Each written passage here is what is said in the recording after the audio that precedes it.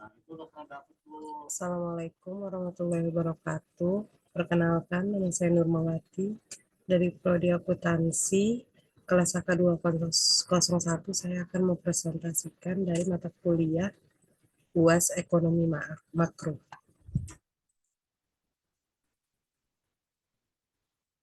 Jelaskan secara singkat siapakah pihak-pihak yang terlibat di dalam penentuan kebijakan ekonomi di Indonesia. Kebijakan ini terkait dengan kebijakan fiskal dan kebijakan moneter. Kebijakan fiskal merupakan kebijakan ekonomi yang berkaitan dengan pendapatan negara oleh pemerintah. Bentuk pendapatan negara ini adalah pajak bersih yang diperoleh dari sektor rumah tangga, dan kebijakan moneter terkait dengan otoritas moneter, yaitu suatu entitas yang memiliki wewenang untuk mengendalikan jumlah uang beredar pada satu negara. Para pihak tersebut juga memiliki hak untuk menetapkan suku bunga dan parameter lainnya yang menentukan biaya dan persediaan uang. Menurut Undang-Undang Nomor 23 Tahun 1999, Bank Indonesia merupakan otoritas yang menetapkan dan melaksanakan kebijakan moneter yang efektif dan efisien yang melalui sistem keuangan yang sehat, transparan, terpercaya, dan dapat dipertanggungjawabkan. Jadi kebijakan moneter secara penuh dari Bank Indonesia selaku bank sentral dan pemerintah Indonesia yang juga mempunyai akses untuk mengatur kebijakan moneter. Sedangkan masyarakat tidak memiliki hak untuk menetapkan kebijakan moneter sebab masyarakat merupakan pihak yang menerima kebijakan moneter tersebut. Jadi, kebijakan ekonomi adalah tindakan pemerintah suatu negara dalam menetapkan kebijakan atau keputusan di bidang ekonomi. Secara umum, kebijakan ekonomi di suatu negara dibedakan menjadi kebijakan fiskal, kebijakan moneter, kebijakan produksi, kebijakan perdagangan mancanegara, dan kebijakan ketenagakerjaan. Tujuan ditetapkan kebijakan ekonomi adalah untuk mencapai kemakmuran masyarakat di suatu negara.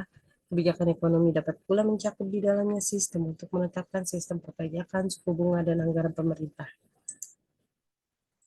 Lalu jelaskan bagaimana dampak penguatan atau pengelemahan nilai kurs dan inflasi indeks harga dapat mempengaruhi PDB triwulan pertama 2021. Pandemi COVID-19 menyebabkan krisis dalam bidang kesehatan maupun ekonomi. Untuk mengetahui dampak COVID-19 terhadap tingkat inflasi di Indonesia, maka berdasarkan dari BPS mencatat bahwa ekonomi Indonesia pada tahun 2021 tumbuh sebesar 0,74% jika dibandingkan dengan triwulan keempat tahun 2020. Ekonomi Indonesia tumbuh 2,19% year on year. Dan artinya selama tahun 2021 ekonomi Indonesia tumbuh sebesar 3,44%. Padahal sektor eksternal terbukti semakin variatif dimulai dari berkontribusinya triwulan sebelumnya dari ekspor yang tumbuh positif khususnya dalam permintaan negara Amerika dan Tiongkok. Kemudian impor juga membaik dalam perbaikan eksternal dan investasi dan juga meningkatnya dari sektor konsumsi pemerintah dalam bentuk belanja barang, belanja modal, dan bantuan sosial. Dan PMTB investasi juga mencerminkan kontraksi yang semakin berkurang. Namun, dalam hal konsumsi rumah tangga terbatas karena adanya pembatasan mobilitas masyarakat. COVID-19 berpengaruh negatif signifikan terhadap tingkat inflasi di Indonesia. Oleh sebab itu, pemerintah tidak perlu mengkhawatirkan tentang masalah inflasi atas kebijakan yang akan diambil dalam menstabilkan perekonomian selama masa pandemi COVID-19. Bagaimana kondisi perekonomian makro Indonesia pada saat tahun 2021 di tengah pandemi COVID-19? Kondisi perekonomian makro Indonesia di tahun 2021 dapat dilihat dari beberapa indikator, yaitu salah satunya inflasi. Berdasarkan dari BPS pada bulan April masih rendah dan terkendali. Inflasi terjadi pada seluruh kelompok pengeluaran. Inflasi tertinggi terjadi pada peningkatan harga emas perhiasan senilai 0,14%. Inflasi tersebut didorong oleh kenaikan harga daging ayam ras, minyak goreng, jeruk, dan cabai. Sejalan dengan permintaan yang meningkat, inflasi kelompok makanan tertahan oleh deflasi yang terjadi pada komoditas beras akibat panen yang terjadi di beberapa tempat. Selain komoditas bahan baku makanan, kenaikan cukai hasil tembakau atau CHT juga mempengaruhi peningkatan inflasi karena seiring dengan peningkatan harga rokok kretek filter. Nilai tukar rupiah pada bulan April tahun 2021 menunjukkan penguatan dengan penutupan pada akhir terakhir pada level 14.530 Rp14.530 per USD per 9 April 2021. Hal tersebut tidak terlepas dari aliran masuk modal asing baik di pasar SBN maupun di pasar saham.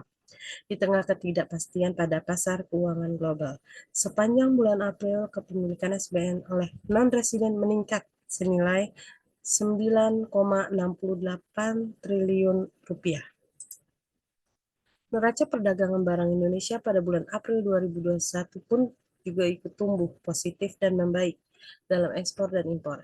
Dari segi sektor tumbuh 6,74 year on year dan pertambahannya ekspor tumbuh membaik 5,27 year on year. Kinerja neraca perdagangan juga semakin positif, didorong oleh kinerja ekspor yang semakin meningkat tajam pada bulan April tahun 2021. Maka dari itu, kondisi perekonomian Indonesia hingga April 2021 masih menunjukkan belum stabil atau dalam masa pemulihan, tergolong lamban. Selain vaksinasi, upaya yang harus dilakukan oleh pemerintah adalah melalui akselerasi fiskal pemerintah dengan fokus untuk membantu peningkatan konsumsi masyarakat yang berlanjut. Mahasiswa dapat menggunakan dan memaparkan secara singkat dan jelas dampak naik dan turunnya suatu variabel makroekonomi dengan bantuan bagan di bawah. Badan Indonesia Rate menyatakan bahwa inflasi terjadi oleh beberapa faktor, diantaranya suku bunga, kredit, nilai tukar, harga aset, hingga ekspektasi inflasi.